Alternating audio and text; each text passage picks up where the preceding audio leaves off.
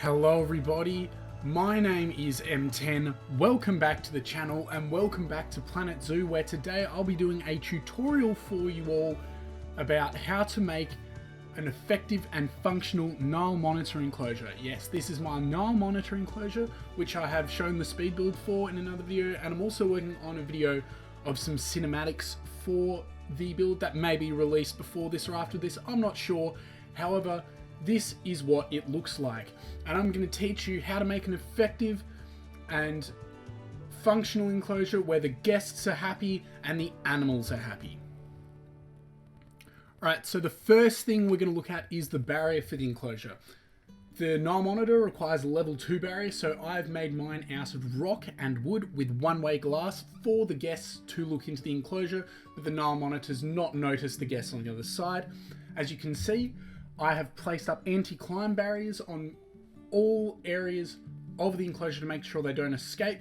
And one thing you should also keep an eye out for, when you're placing rocks and ledges, make sure that the animals in the enclosure cannot climb out. You can use your navigational map to check this. It is a very important tool.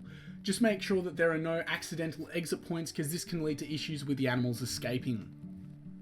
So the Nile Monitor requires just under 400 meters of traversable land area and just over 100 meters of water area, swimmable water area. This enclosure, for reference, has about 1,200 meters of land area and almost 400 meters of water area.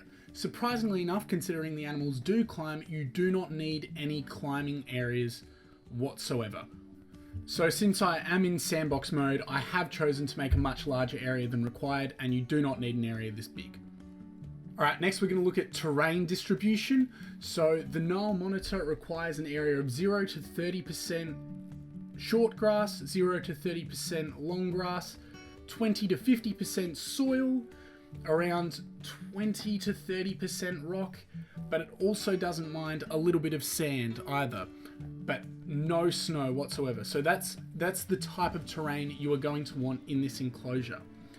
Now, I would also recommend, if you want to make the enclosure look realistic, is add several different rock formations. The Nile Monitor is a reptile, and reptiles are cold-blooded animals, so they will need time in the sun in real life to make sure that they are heating up their blood, and this is usually achieved through basking on rocks.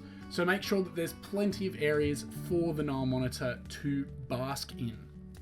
It says in-game that the Nile Monitor is from the continent of Africa and lives in tropical and grassland biomes. However, despite that, it only requires less than 30% plant coverage and doesn't like any more than that, which I find strange, but make sure you're putting down plants that are from the tropical and grassland biomes of Africa.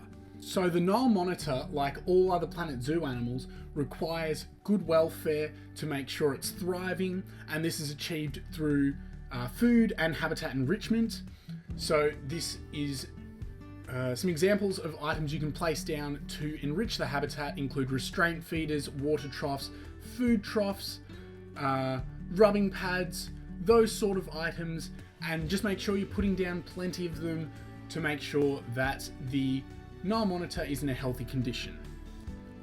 Finally, you are going to want to ensure that the animal lives in a group of less than 3 to prevent any fights from occurring, or 3 adults at least. 1 of these can be male and 2 can be female.